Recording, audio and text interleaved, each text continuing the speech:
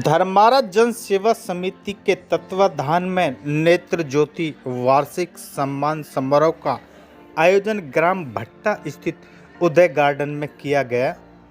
धर्मारा जन सेवा समिति के द्वारा हर महीने की 13 तारीख को निःशुल्क नेत्रों के शिविर का आयोजन किया जाता रहा है। 13 मार्च को संपन्न हुए वार्षिक सम्मान समारोह में यशपाल भाटी यश कॉन्वेंट स्कूल के संस्थापक व किसान इंटर कॉलेज पारसौल के प्रधानाचार्य को शिक्षा के क्षेत्र में विशेष सम्मान प्रदान करके सम्मानित किया गया।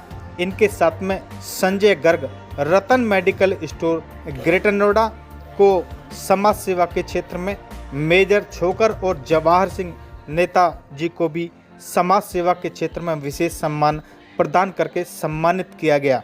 मुख्य अतिथि के रूप में प्रकाश हॉस्पिटल नोएडा समूह के संस्थापक चेयरमैन डॉक्टर विजय सिंह चौहान ने प्रकाश डालते हुए कहा कि धर्मारा जन सेवा समिति वाकई समाज सेवा का कार्य कर रही है। इससे दूसरे स्वयंसेवी संगठनों को भी सीख लेने चाहिए। आइए देखें क्या है पूरा कार्यक्रम।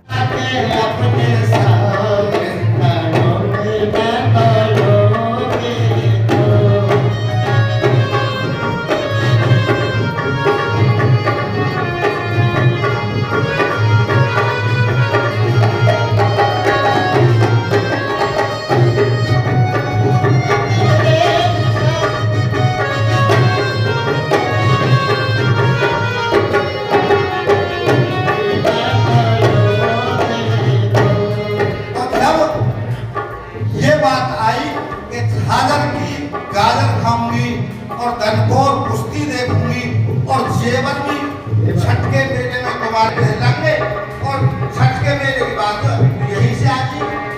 वो बोले कि नहीं, और भी तो बहुत काम है हमें। छठ के मेले में मिलूंगी तेरे साथ,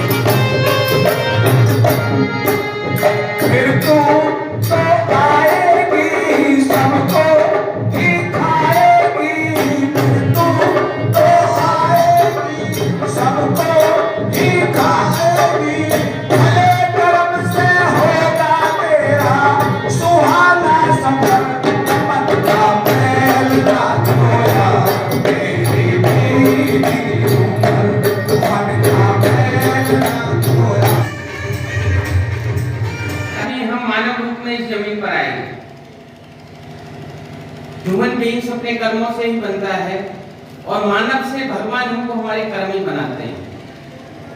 तो ये कोई अतिशयोक्ति नहीं है कि आप सब यहाँ देवतुल्य हैं। मैं आदरणीय भूपेंद्र जी का उदाहरण देता हूँ कि पैरों से भी परेशान है। मैं देखा था बहुत स्लो स्पीड से चल रहे थे, लेकिन फिर भी अपना समय छोड़ के एक जज्बा है, जोश है कि समाज के जो निर्धन वर्ग हैं, ये आज की डेट में जो मोतियाबिंद बीमारी बहुत बड़े स्तर तक फैली हुई है, अभी भी हमारा समाज काफी पिछड़ा हुआ है। कई लोग जो नहीं ले पाते चिकित्सा, जन जन एक आक्रोश तक फैला के अपने मुकाम तक पहुंच रहे हैं। 2000 से लगभग 25 साल इनको होने जा रहे हैं। तो वास्तव में बहुत बधाई के पात्र हैं और मैं इस मंच से आप सभी लोगों से भी, हालांकि आप सहयोग तो बहुत कर रहे हैं, अपना एक बहुमूल्य समय भी दे रहे हैं और मैक्सिमम मैंने देखा है सभी का किसी न किसी तरह से सहयोग है। देखिए ये सबसे बड़ा पुण्य कार्य है। जब रामचंद्र जी ने लंका पर चढ़ाई के लिए पुल बांधने का काम किया था तो बहुत बड़ा पहाड़ लग रहा था, बहुत बड़ा समुद्र था, वानर सेनाओं के पास थी और एक एक पत्थर डालने का काम था, लेकिन दृढ़ विश्वास था और वो काम भी हमारा सफल हो गया। ये भी एक उसी तरह का कार्य है। उसका मैं आदरणीय भूपेंद्र जी से कहता हूं कि आपकी जो भी समिति है, जब भी जैसे भी मैं जिस लेवल तक हूं, हर तरह से आपके सहयोग के लिए तत्पर रहूंगा। मुझे सेवा का मौका दें। और उस पुल का एक पहाड़ का हिस्सा है किसी का दुनिया के मेले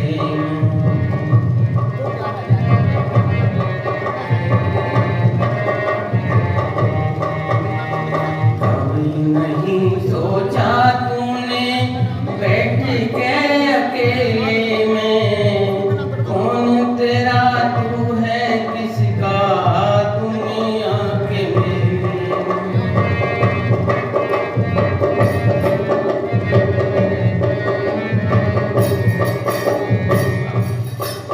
क्या किसी से लिया तूने, क्या किसी को दे दिया, क्या किसी से लिया तूने, क्या किसी को दे दिया।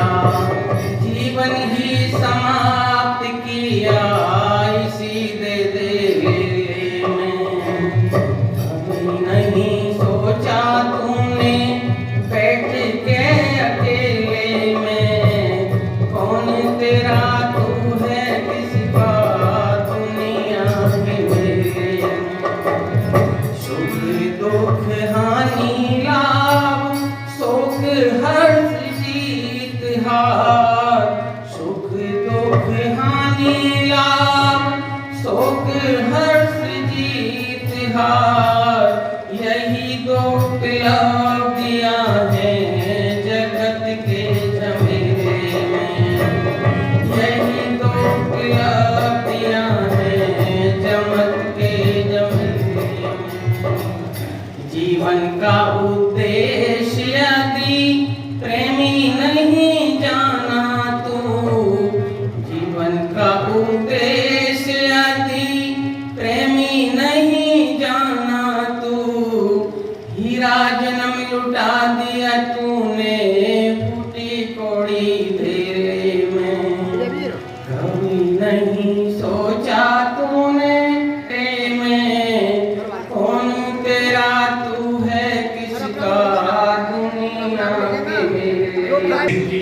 पन्नालाल मास्टर जी और इतनी पॉपुलेशन को सिर्फ सरकार के भरोसे नहीं छोड़ा।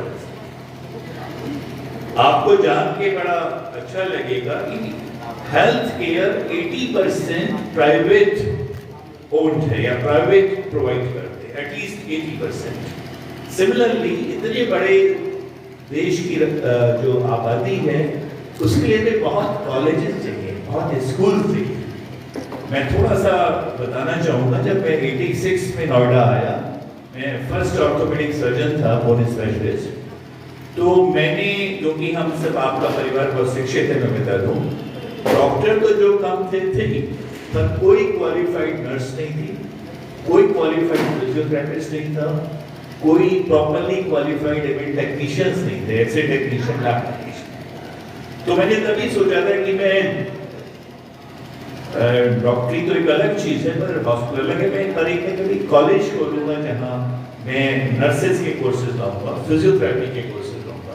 तो मैंने ब्रजेश कुमार जी को बोला, मैंने कहा मैं प्लॉट आप मुझे दीजिए, ये प्लॉट में बेचूंगा नहीं, मैं कोई ऐसा नहीं मुनाफा लेके, मैं यहाँ इसमें और बहुत ज्यादा इन्वेस्टमेंट करूंगा और वो कोर्सेज लाऊंगा जो हमारे गांव के जो बच्चे हैं, युवा हैं, जिनका जमीन एक्वायर हो गया है, तो एक ऐसे प्रोफेशन में मैं उनको दूंगा, एक ऐसा ट्रेनिंग दूंगा कि जो वो एक दिन भी बेरोजगार नहीं रहे। और आपको जान के बहुत सुखद आश्चर्य होगा कि हमारे 2004 में हमने कॉलेज अपना शुरू किया था ग्रेटर नोएडा में, और वो यूपी का 3rd नर्सिंग कॉलेज था और फिजियोथेरेपी का पहला प्रॉपर्ली रेगुलेटेड कॉलेज था। आज हमारी बच्चियां, हमारे बच्चे Japan, America, London, gulf, Australia, New Zealand में, क्योंकि कम से कम 10,000 बच्चे निकल चुके हैं।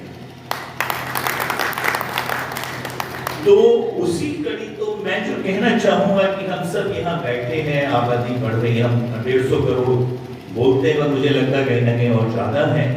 तो जो भी प्राइवेट सेक्टर में, तो ऐसी जो समिति है, जो आपका धर्मार्थ सेवा समिति है, इसमें हेल्थ में आप बहुत अच्छा काम कर रहे हैं। देश के प्रोजेक्ट्स की कमी नहीं है, योजनाओं की कमी नहीं है, कमी है अवेयरनेस की। और ऐसे जो कैंप हैं उनमें आयुष्मान भारत में आपको बता दूं, इतनी अच्छी स्कीम है, इसको भी हम फैलाएं। आप ही लोग सब मैसेंजर हैं, जॉइंट रिप्लेसमेंट तक आयुष्मान में हो रहे हैं, एंजियोप्लास्टी आयुष्मान में हो रही है, और बाकी सब चीजें आईसीयू की और डायलिसिस सब कुछ उसमें कवर्ड है। तो मैं चाहूंगा कि हमारे युवा, जो हमारे बच्चे, आने वाला फ्यूचर है, तो जो आप धर्मार्थ में जो इस सेवा समिति में, इसमें कहीं थोड़ा अवेयरनेस दिखाएं। अगर आपको लगे हम लोग हर तरह से सक्षम हैं, और मैं आपको कहना चाहूंगा कि हमारे यहीं जो, उसके बाद मैंने ये आयुर्वेदिक मेडिकल कॉलेज खोला, और ये 2015 में, इसमें मेरा पर्पस, क्योंकि मैंने देखा है, मैं बिजनौर से आता हूँ, ओरिजिनली हम नीमराणे से हैं, 1557 में हम बिजनौर में हमारे पूर्वज आए थे, और मेरा गांव चारों तरफ से नदी से घिरा, पर हमें मेरठ रख के पढ़ाया गया उस समय, समझिएगा 1950-1960 ऑनवर्ड्स।